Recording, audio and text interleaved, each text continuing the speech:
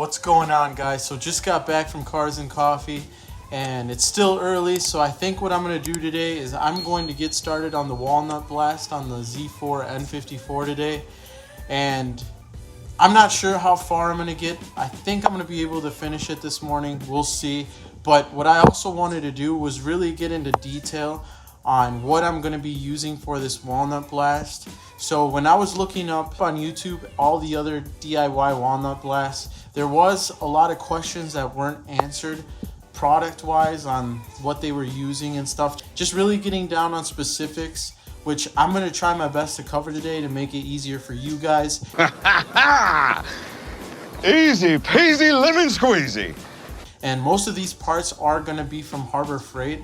There are a few that you might have to order on eBay or Amazon, but everything is pretty easily attainable. And I'll be answering, like I said, some really important questions that you guys might have as well. So I'm going to start out with this. So many of you, if you have been working on your car for quite some time, you'll have a bunch of tools, and with those tools, most of you will already have an air compressor. So that's one of the important things that you will need is an air compressor, and it can be a lower end one as well. It doesn't have to be really fancy or anything like that. With saying that, here comes one of the questions that I will answer right now, and that is that you don't really need a really fancy abrasive blaster. And if you do get the higher end abrasive blaster from Harbor Freight, you're actually going to need an even bigger compressor than this one that I have. Because it requires more, I believe it's a CRM, or so it requires more airflow, which you will get with a bigger compressor. And for the small jobs that I do for DIY on my car, I don't really need that big of a compressor. For me, a 20-gallon is enough, so that's what I have. And with that, I got the Harbor Freight abrasive blaster that's only about $40 to $50, depending on if you use any coupons. I've only got 7. Damn. So this is what it looks like, and I'm going to go more into detail on the abrasive blaster in a second. But just a couple things that you will need before buying anything else is the compressor, and then also a vacuum. So a shop vacuum of any kind for me, just for you guys to see. I have the Blistle Garage Pro that's mounted on the wall here, so I'm going to be using that. You guys can use any other sort of normal shop vac, but we'll get in the specifics of how that works with the abrasive blaster in a second. So moving on to the abrasive blaster. So out of the box, it comes without any clamps or anything like that. So I'll start at the bottom here. You can see it holds 50 pounds of walnut media and has a 15-foot hose. So as you see here, this is how it kind of comes. The hose doesn't go on all the way, it just hangs off here. But I actually put this clamp on, so it doesn't really come on with a clamp. So that's one of the things that you don't have to do, but I just did, was put on this clamp. Also, this may be a little bit loose, so you might want to tighten this a bit. So as I was saying, first thing you might want to check is make sure that this isn't really too loose. So as we go up here, we have our other clamp that I added on, and you can add on as well, and it's the clamp that goes on to the actual gun itself. So right here you can see I added a clamp. Now we're getting into more specifics of this setup here, which you will see if you buy this abrasive blaster. It will look a lot different than this. I added the NPT fitting here so that I can attach my compressor to it. So just kind of like a quick detach. So you'll want to do that. And I noticed that it leaks a little bit, so I put some tape around here. Like I said, this is a cheap abrasive blaster. It's not going to be perfect, but you can definitely try your best to make it work for you. So as we go up here, this is where it gets a little more complicated and gets even more into detail. So as you can see here, this is going to look a little different, well, a lot different than when you first get the gun. So as you see on this other side, there are these little Allen key screws or bolts, whatever you want to call them. And basically what these do is tighten this cylinder down to the gun so it stays in place. And then as for this one, it releases the little ceramic tip that goes into this gun. And that's how it comes originally. What you'll want to do is take out that ceramic tip, order a barbed fitting, so a 1/2-inch barbed fitting to a female fitting that will fit on this wand. So from this section up, after the fitting, is BMW. So this is a BMW wand, walnut blasting wand. And like I said, what I will do is I'll put each individual part of that I bought in the description so you guys can source those parts individually and get them so that you're ready to do this walnut blast. But back to explaining this, is what I did is after I attached this fitting, I attached the wand to the fitting, so now it looks like what you see here.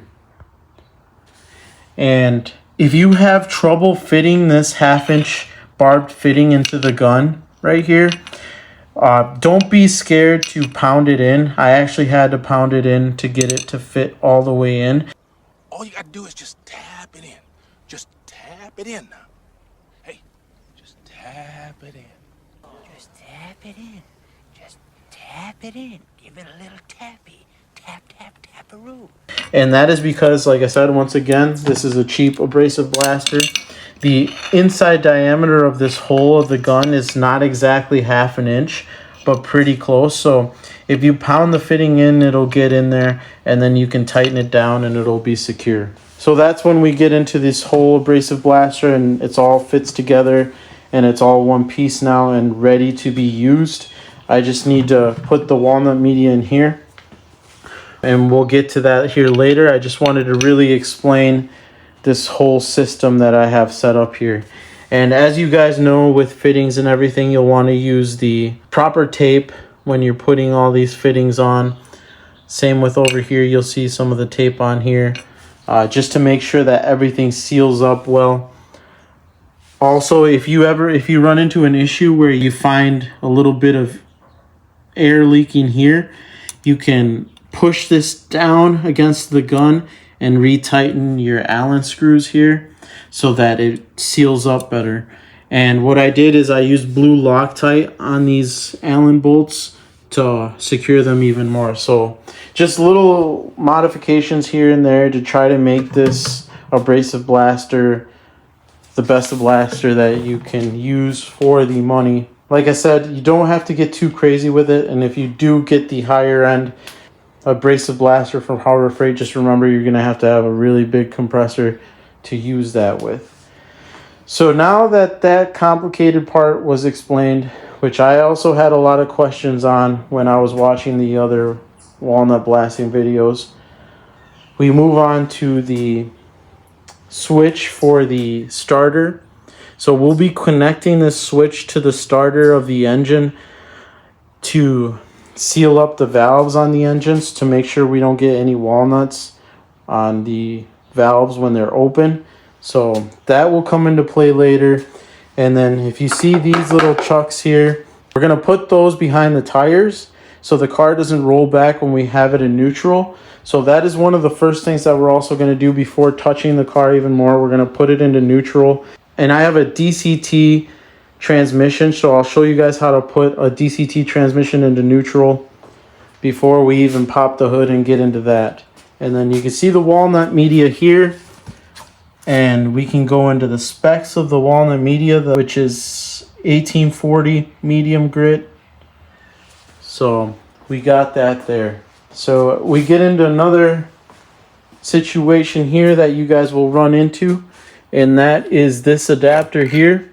So as you can see, this is a 3D printed cylinder adapter so that we can get the walnuts in there. You can get this off of eBay or Amazon. Like I said, I will put everything in the description. But the issue that you guys will run into with this, depending on what shop vac you're using.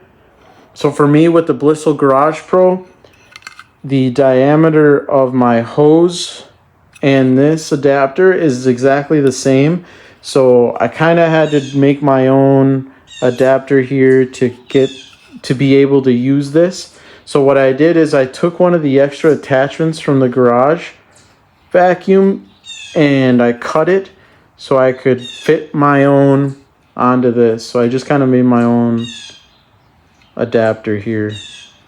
So you guys can do that unless you have the proper size of a vacuum hose that will fit this adapter. And I believe it's 1.25 inches diameter for this adapter for the engine. So there you go, those details, important details on that. But I have everything here that I need.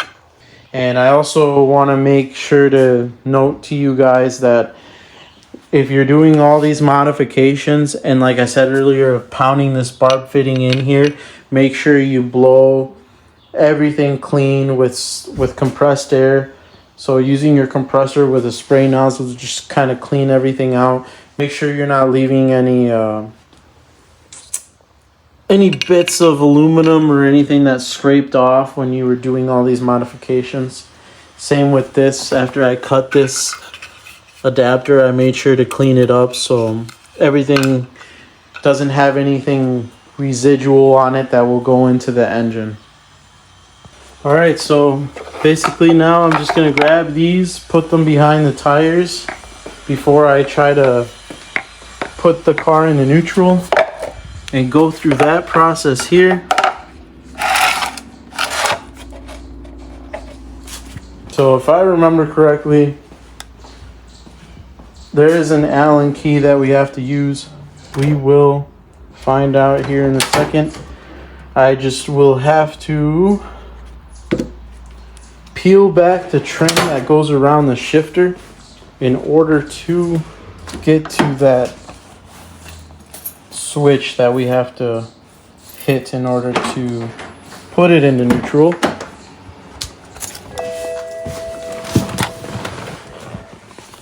So I gotta move my MHD tablet here. And then this is the trim that we're gonna peel back. Alright guys, so what you'll want to do is have a 3/16 Allen key in there. That fits perfect.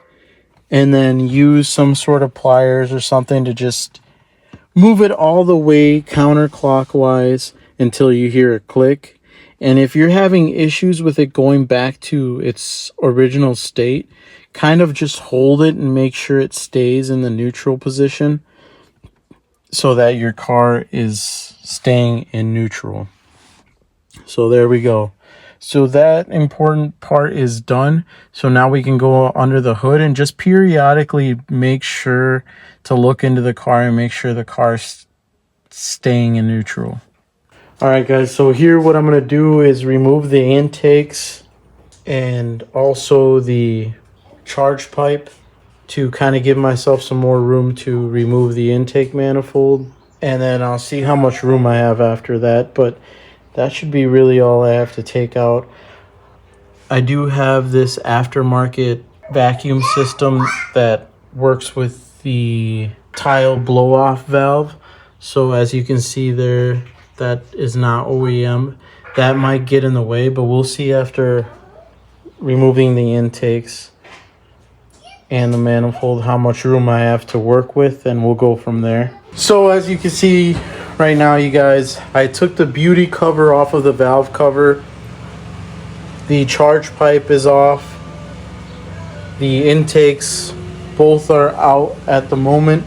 So now all we have is the manifold. But like I explained to you guys earlier, that aftermarket vacuum line is going to be a little weird. I just wanted to take a pause here and show you guys. Don't mean this in a bad way either. If you don't know all these other simple steps of removing your charge pipe and intakes and stuff like that, this job's probably not for you. I didn't really go into detail on that, but now coming on the manifold, you can see all the bolts that go down the line. There's one hidden over here behind the blue vacuum lines. But I'm going to zip all those out, and then I can remove the manifold and see what kind of clearance I'm going to get. Alright, update time guys. So I didn't have enough room the way I had it before. So additionally, I had to remove the throttle body now. So it's just 4 bolts that I took out right there. And now I can actually remove the manifold completely. But make sure to disconnect the sensor here, which I broke, of course. Old plastic. It still plugs in, it's just the retainer that broke. That's unplugged, so with that unplugged, I can remove the manifold completely. So that's what I'm gonna do now, and then I'll absolutely have enough room. So many aerobics in here. So many activities. Either way, this gives you a lot more access to clean. So make sure to clean out your manifold as well if you're keeping this one. Y'all ready? These valves are pretty dirty. So let's see if we can get a good look at these. So you can kind of see there, this one's pretty bad. And it gets just kind of better, I would say, a little bit. The light is awful, but let's see how I can do this.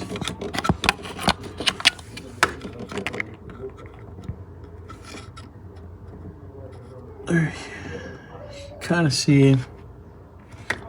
Sorry for the lighting, guys. You can see some of them are open, some of them are already closed. And the best way you can double check is to use the appropriate cleaner, and if it starts to puddle, then you know it's closed. The valve is closed. The issue with that is then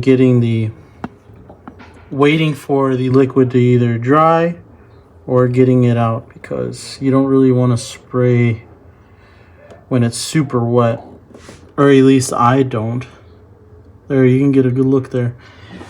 So what I'm going to do right now, I'm not going to go ahead and hook up the button quite yet. So the button that I showed you guys earlier, that cable over there, it's going to hook up here. One's going to go on top of the starter, and the other one's going to clip on to where the harness is connected. So I'm going to be unplugging that harness right there. So one end on top here and one in there. But since some of the valves are already closed, I'll go ahead and tape off the ones that are still open, so I know which ones are closed, and then go from there. I did want to mention another thing that I didn't say before, but if you noticed, I have rags inside of the exposed holes where the intakes were, and also where the charge pipe was connected. So especially if you're going to leave the car like this for a while, let's say that you run into some issues or are missing something for some reason, I don't know, something comes up, just do this and get in the habit of this, just so that nothing crawls in those holes and they stay clean. Same with this. Right now you can tell I taped off the valves that are open.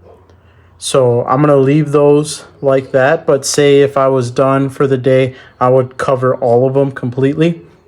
But for now, I'm pretty sure that these other ones are closed. But like I said, I will double check. So before I try to run the walnuts through, I'm going to double check each and every one. So also, even when you have the abrasive filled with walnuts, make sure that you don't put the wand in there until you're ready to use it, because the walnuts will fall out by themselves or spill out of the wand.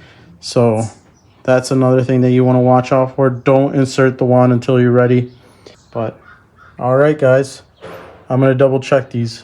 All right, boys, moment of truth. So compressor's hooked up to the gun, vacuums on this other side here with the attachment, walnuts in the portable abrasive blaster. Compressor filled up to 120, but I'm running about 90. I'm gonna go a little bit above 90. So yeah, I'll let you guys know how the first one goes. As you can see, I have everything covered up besides the first one. So here's the first spray. As you can see, I have a pick in here to kind of pick at the tough spots. But you can even tell from the first spray that it's a lot more cleaner than before. So I'm going to just keep picking at it and then spraying and I'll let you guys know how much more it cleans up. I think I'll only show this one because it's just going to be the same thing over and over again with all the other ones. But I'll definitely show you guys how much cleaner it is in the end. Just keep in mind, number one was one of the worst. So here is what we have after about an hour of picking little pieces and vacuuming and walnut blasting. Nothing that I would fault the abrasive blaster for, just mainly issues with the carbon buildup on this one. But as you can see, let's see if I can get you guys a good view of it. So there we can see how much it cleaned up.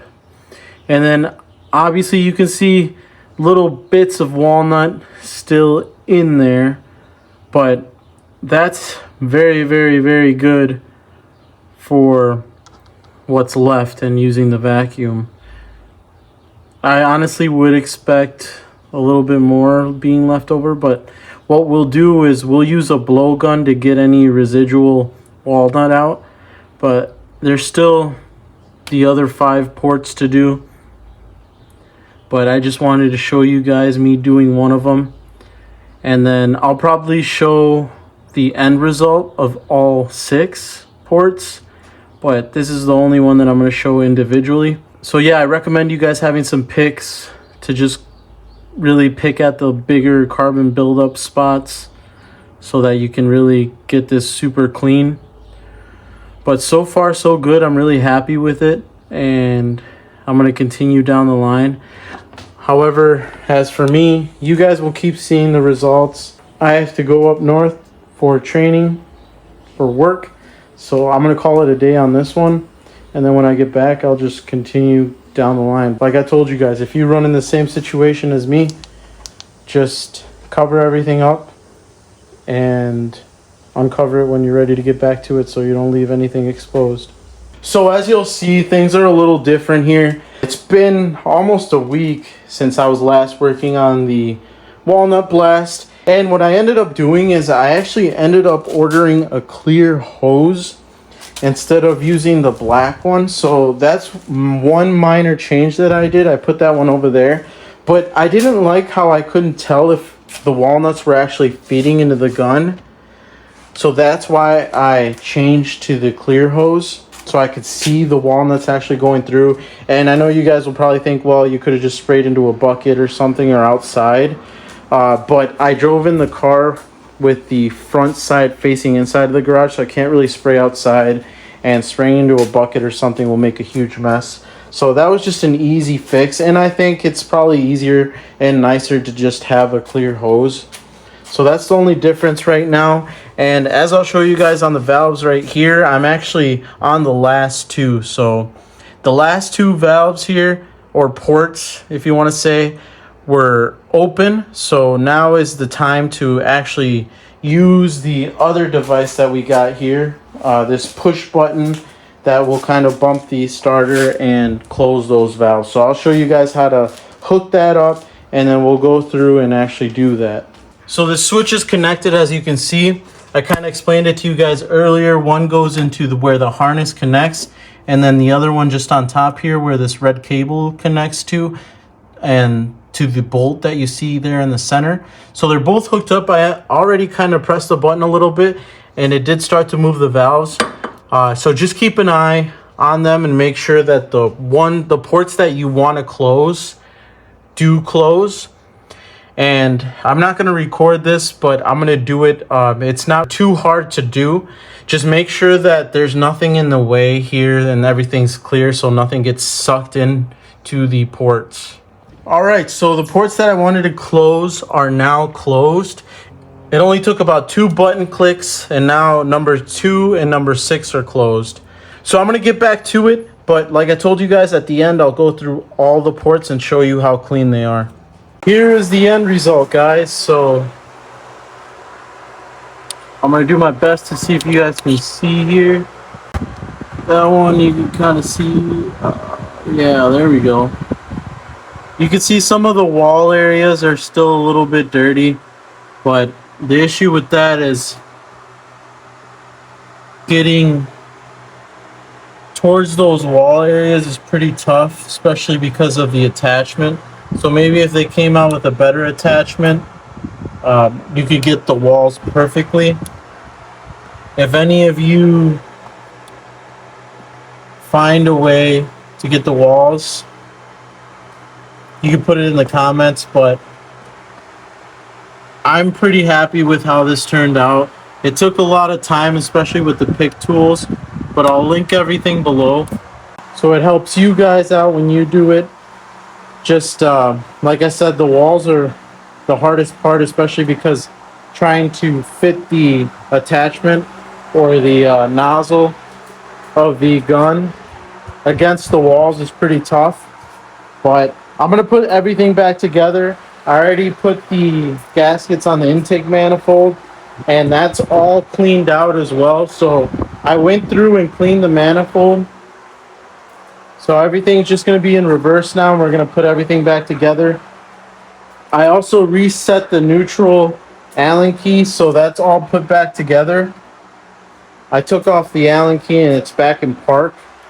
I also want to mention to you guys that I cleaned up the contact surface of where the manifold's going to mount, and I also took the time to clean the throttle body part of the inside here. So I cleaned that up while that's off. So just a quick couple of little things to do while you're here. Same with your charge pipe. If you can, clean the inside of it as well, just to get everything clean. So I'll get back with you guys once it's all together. Everything's put back together now, just like it was. Remember to plug in the starter with that harness again. I can't remember if I told you guys at that moment, but remember to plug that in, this sensor, and then the oil temperature sensor as well. So you want to make sure everything's plugged in back to normal. As for me, I have the tile blow-off valve, so vacuum line as well on the tile blow-off valve. You can see the vacuum line there, so make sure everything's plugged in. I thought you guys would want to hear the car start right away the first time that I turn it over, now that I've put everything back together. So I'm going to do that for you guys. And I didn't mention this, but I also did spark plugs while everything was kind of apart. I didn't film that because I've already done a spark plug video, but I did spark plugs on this and I gapped them, so it's going to be a pretty good first start, I would think, but we will see.